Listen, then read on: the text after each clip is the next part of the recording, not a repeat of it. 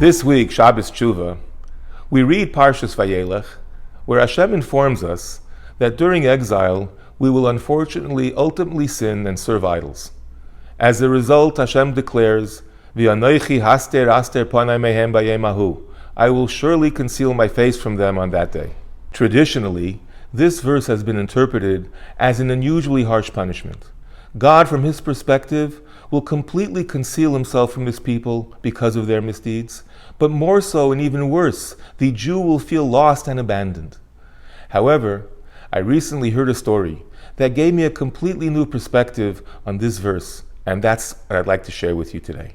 It was a pleasant Saturday evening, September 25th, 2004, and Yaron Kamiel, an Israeli who had recently finished his time in the IDF, was touring Asia.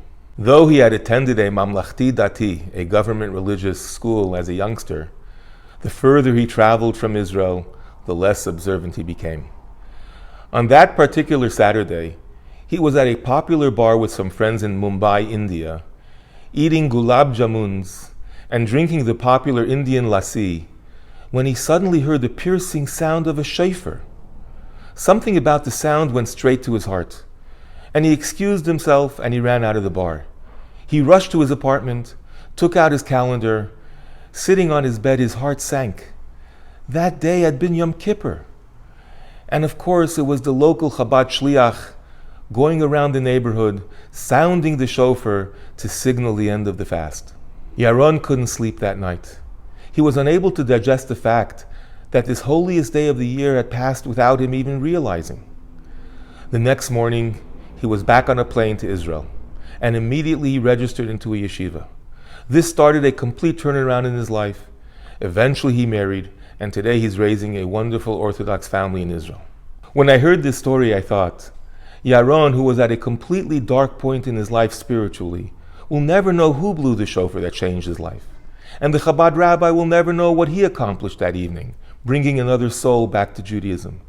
Yet Hashem, in his infinite wisdom, was there with Yaron at every step of the way.